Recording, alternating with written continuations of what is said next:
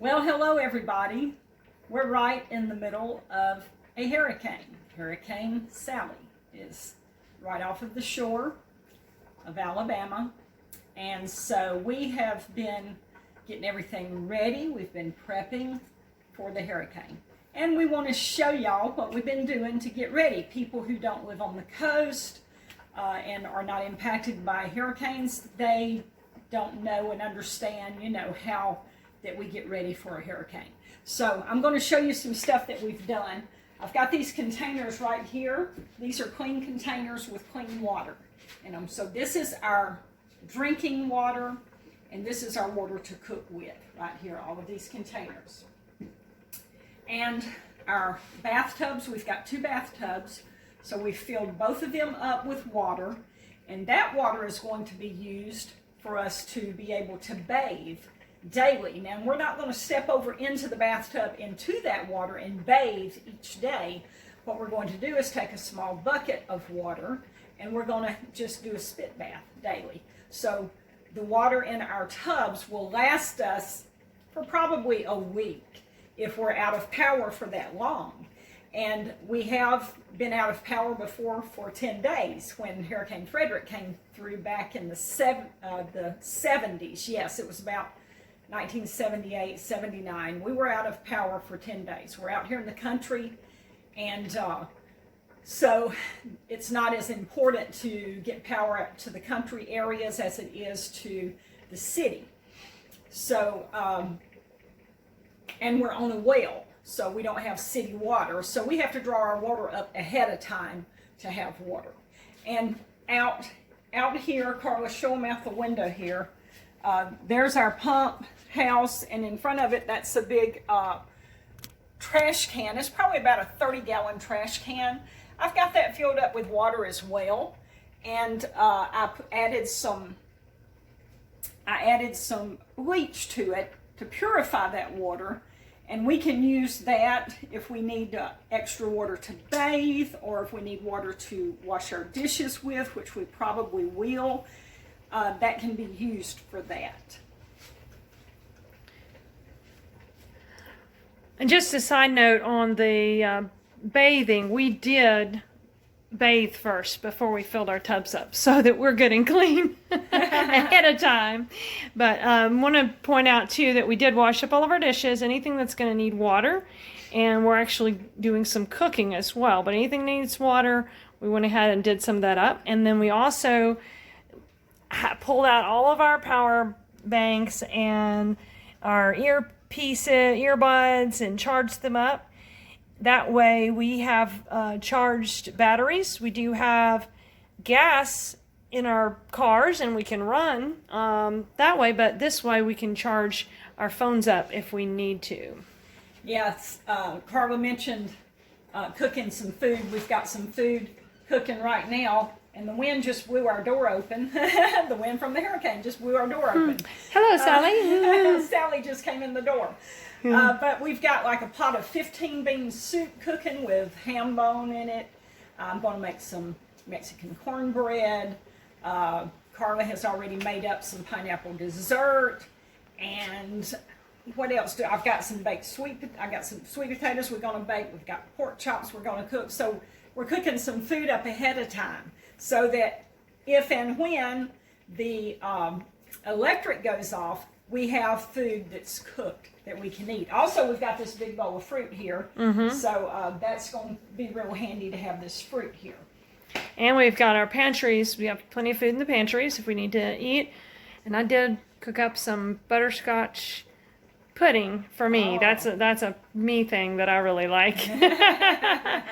And so what else do we have? So from here we'll go outside, okay, and show you what we've done outside. All right. All right, so now we're outside. We're under the carport, and we're going to show you what we have done outside to prep for the hurricane. First of all, right here on this table, and this is our work table. This is where we have our tools and parts and stuff. So this is our work table here, but right here I have pulled out our Coleman stove. And so this is our 2-burner Coleman stove that we can cook on if our electric goes out. And they have predicted that our electric's going to go out.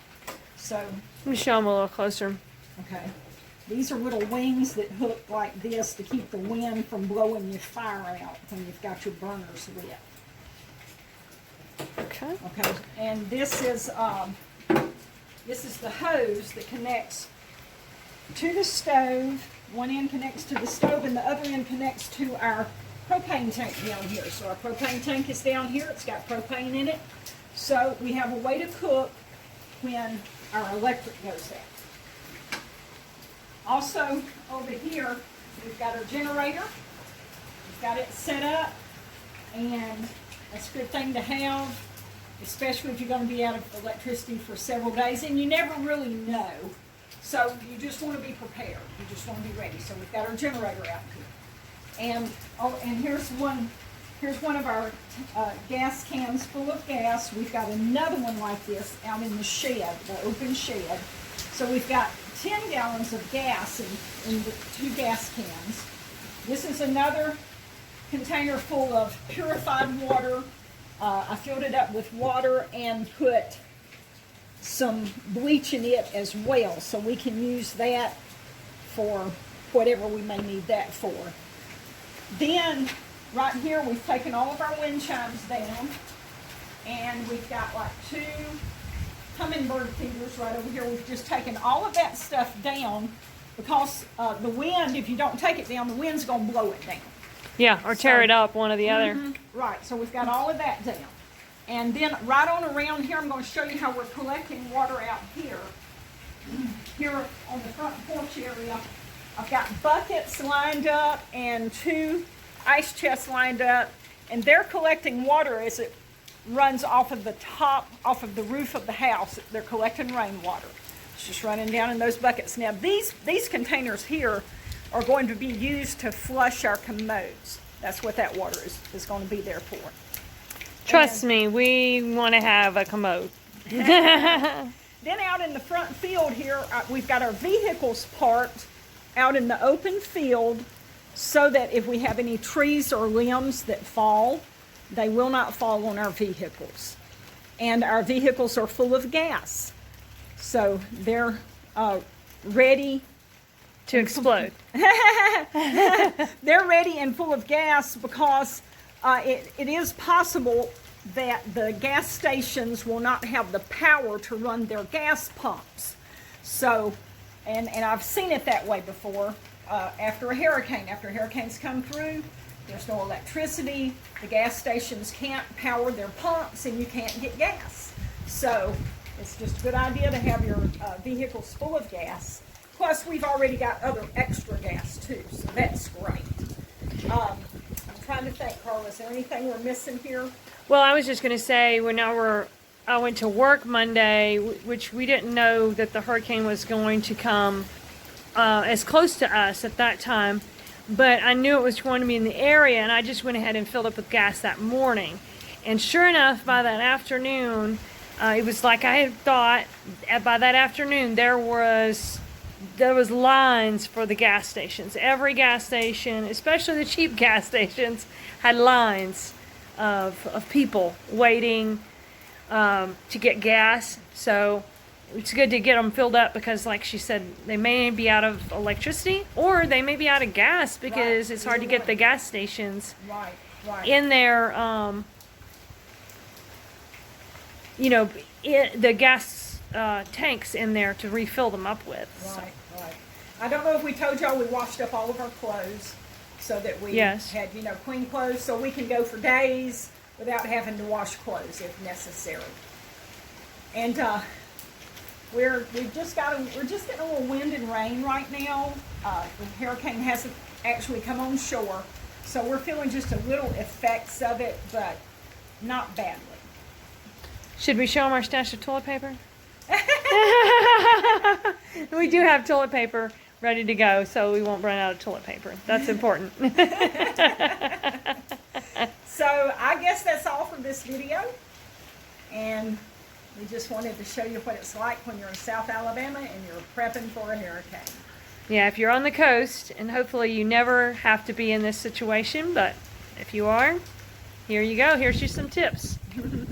All right, we'll see you folks next time.